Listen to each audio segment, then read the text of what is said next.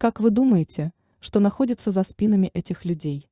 Правильно, печь, а не акустические системы, как кажется на первый взгляд. Это фото сделано в середине 20 века в Германии, когда подобные печи уже не стали одним из главных предметов быта и отошли на задний план. Определение качеств людей тех времен по принципам «беспечный» и «обеспеченный» уже перешли в обычные нарицательные выражения, в смысл которых никто особо уже не вникал. Тема подобных печей странного вида уже неоднократно уделяла внимание множество исследователей, в том числе ваш покорный слуга. И тем не менее, к ней приходится возвращаться по одной простой причине, а именно по мере погружения в матчасть все больше понимаешь, что там далеко не все так просто, как представлял себе ранее. Действительно, архивы выдают фото множества конструкций печей, которые не поддаются логике, к примеру, вот такие. Это не интерьер музея, а обычная печь в доме среднего сословия второй половины XIX века в Германии. Смущает даже не отсутствие топки и трубы, а верхняя часть данной печи. Для тех, кто не знаком с древней архитектурой, конструкция эта скорее всего ничего не напомнит. Но знающих людей это сразу натолкнет на визуальное сходство с некоторыми архитектурными элементами, например, такими.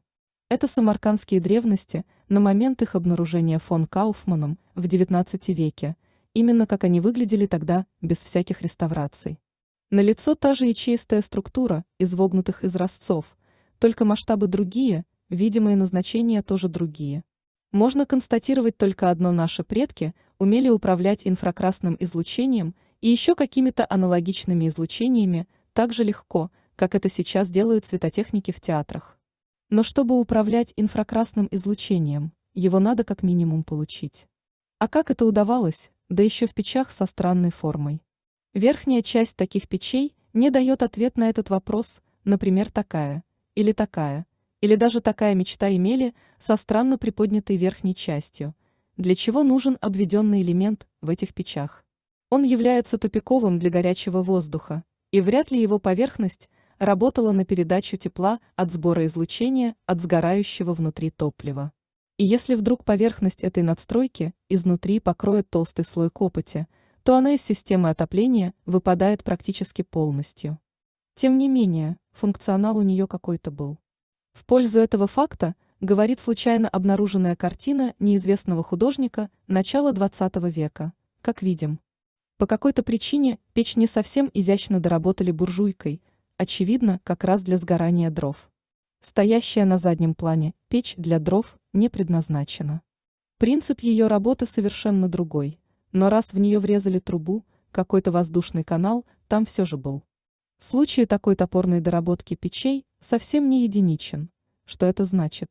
Только одно: в конце XIX века у подобных печей поменяли принцип работы, и какие можно было приспособили под дрова.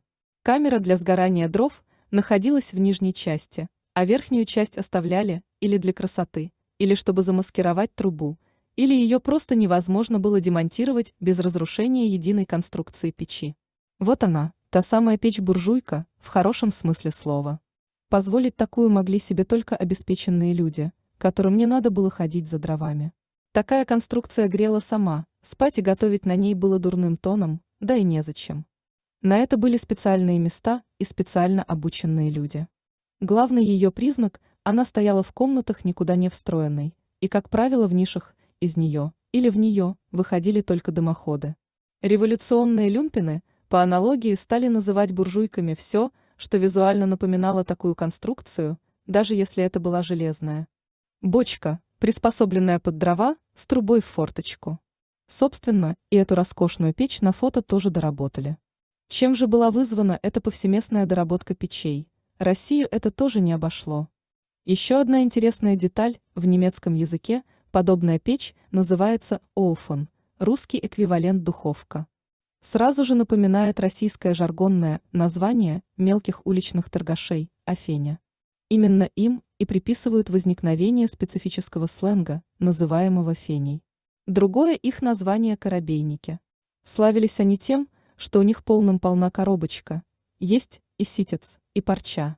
При оккультуривании потребительского рынка в России XIX века эти коробочки перенеслись в торговые предприятия и их можно видеть на многочисленных фото. Эти коробочки были совсем не те, что носили за плечами, а примерно такие. Что-то подозрительно эти коробочки напоминают наши печи. Интересно, если это духовка, то каких духов она там собирала? Но это так, к слову. Конструкций печей было очень много. Были даже комбинированного типа. Дверца топки на нижнем фото, скорее всего, тоже доработка под дрова. В оригинальных версиях печей их никогда не было. Для чего такие печи делали так неэстетично из двух половин? Скорее всего, тут и есть то самое разделение свойств. Нижняя часть использовалась для выделения тепла, и стенки ее были сделаны из теплопроводящего материала. А вот верхняя часть служила для добычи того, что рождало это тепло. И при этом использовались только края этой конструкции. Пространство в центре было не нужно, его даже открывали, видимо, для увеличения площади теплоотдачи. Не удивляйтесь, это тоже печь, хотя больше похоже на комод. Это просто дизайнерская работа того времени. Ну и, наверное, пора углубляться в матчасть. Соответственно, все печи вот подобного рода. По умолчанию будем считать просто удачно снятым ракурсом. И сведем их секреты примерно к тем, какие есть на этой картинке, и будем считать, что это обычные печи, хотя ко многим из них вопросы остаются. И рассматривать будем только те конструкции печей, где необычность технических характеристик очевидна и неопровергаема. Такие тоже есть, например, вот это. Как показывает практика, если на старинных артефактах в определенной их части стоят крест или серп and молот, то именно там и надо искать подвох. Когда-то в этих местах и проявлялись эффекты древних технологий, и при их уничтожении одни идеологи воткнули туда свои символы, а пришедшие им на смену свои, если вообще посчитали нужным оставить этот артефакт. Эффект был рассчитан на особенности человеческого визуального восприятия определенных предметов, как, например, сейчас номеров машин, психологами доказано, что информация с номеров машин считывается почти всеми людьми и формирует в голове определенный образ, и можно этим неплохо воспользоваться, воткнув, например, в номера латиницу или синий квадрат фона флага Евросоюза. Корона с крестом на этой печи сразу же наталкивает на мысли о куполах готических храмов, которые довольно часто выполнены в таком облегченном виде. Получается, наша печь – это мини-храм. Не исключено, еще больше таинственности придал обнаруженный рисунок. Мало того, что определение печи упоминает какие-то заряды, но еще и вопреки всем законам физики, тепло из печи идет сверху вниз и нагревает еду, стоящую на плите. И это не опечатка. На теплотехнических схемах дворцов того времени это отражено совершенно четко. Наши печи, стоящие в нишах, нагревают воздух и по системе скрытых каналов принудительно подают его в разные комнаты. Получается, что это и есть те самые пневматические печи или печи Амосова, которые вроде бы у всех на слуху, но схем которых нет нигде. Но вот только не вяжется как-то их описание в источнике с выложенными выше фотографиями. Пневматическая печь состоит из воздухонагревательной камеры, горнила и топки. Камера ограждена со всех сторон кирпичными стенами и покрыта кирпичным сводом. За одной из поперечных стен приделано к ней горнило, в котором производится топка. Дым от горнила идет прежде в разных изломанных направлениях. По кирпичному борову, проведенному вдоль камеры, а потом по значительному охлаждению ныряет вниз и вступает в чугунные приемники нагревательного прибора. В этом приборе, состоящем из чугунных и железных труб, продолжает дым из ворота свои, пробегая около 100 футов. И потом уже вступает в дымовую трубу здания. Из-под свода камеры разведены духовые, жировые каналы в стене здания для передачи в покой гретого воздуха. Внизу близ пола другие каналы, доставляющие в камеру непрерывно свежий внешний воздух. Они устроены так, чтобы этот воздух, протекая быстро в камеру, устремлялся на первые чугунные приемники, обдувая их беспрестанно. Все устроено таким образом, чтобы металлические приборы никакой сильной и долговременной топкой перегреть было невозможно. Одна пневматическая печь может нагревать от 100 до 600 куб. Сажений вместимости, заменяя собой от 5 до 30 голландских печей. Даже если абстрагироваться от приведенного устройства и размеров этой самой печи Амосова, в описании четко сказано про топку и гуляющий дым. А где их можно найти здесь? Или даже здесь, где сама печь спрятана за перегородки? По всем описаниям эти печи называют фаянсовыми печами, и топки внутри них не может быть по определению, ну и гуляющего дыма по понятным причинам тоже. В этом, видимо, и есть секрет обеспеченных людей, незаметно спрятанное в нише, подобное отопительное устройство могло отапливать значительную часть дома или дворца. И это и есть те самые змеевики, которые описаны, но вернемся к печам Амосова. Амосовская печь была впервые опробована в 1835 году в столице Российской империи, городе Санкт-Петербурге, где отапливала огромные залы Императорской академии художеств. Одно подобное устройство заменяло около 30 использовавшихся в XIX веке змеевиков. Предтечей радиаторов отопления, первая Амосовская печь по сей день хранится в подвалах здания. После того, как Амосовская печь была запущена в Зимнем дворце, эффективность устройства произвела такое впечатление на императорскую семью, что российский монарх Николай I пожаловал генералу Амосову золотую медаль и 2000 десятин земли, 2185 гектаров. Зачем в 1835 году надо было изобретать велосипед, если по всему миру он уже до этого работал и был более совершенной конструкции? Или Николай I сознательно пошел на технический регресс и начал с себя, или про печи Амосова в истории наврано с 3 тех самых короба, ну кроме факта, что они действительно были.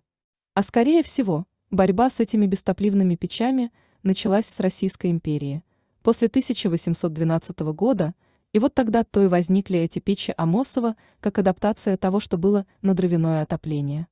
И все это шло синхронно с другими непонятными реформами, которые описаны вопрос, кто выиграл в той войне. В Европе начали бороться с этими печами несколько позже, видимо, были на то причины.